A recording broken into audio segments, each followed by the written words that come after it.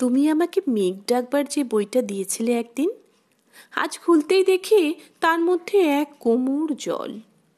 পরের পাতায় গিয়ে সে এক নদীর অংশ হয়ে দূরে বেঁকে গেছে।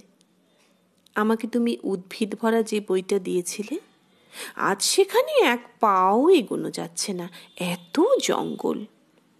গাছগুলো এত বড় হয়েছে যে মাটিতে আলো আসতে দিচ্ছে না।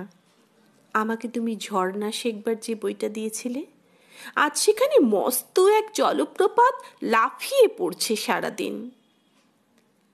এমনকি তোমার দেওয়া পেজমার্কের সাদা পালকটাও যে বইতে রেখেছিলাম, সেখানে আজ কত সব পাখি উড়ছে, বসছে, সাঁতার কাটছে। তোমার দেওয়া সব বই এখন মরুভূমি আর পর্বতমালা। সব বই আজ সূর্য, সব বই দিগন্ত। অথচ আজকেই যে আমার লাইব্রেরি দেখতে আসছে বন্ধুরা, আমার পড়াশুনো আছে কিনা জানার জন্য। তাদের আমি কি দেখাবো?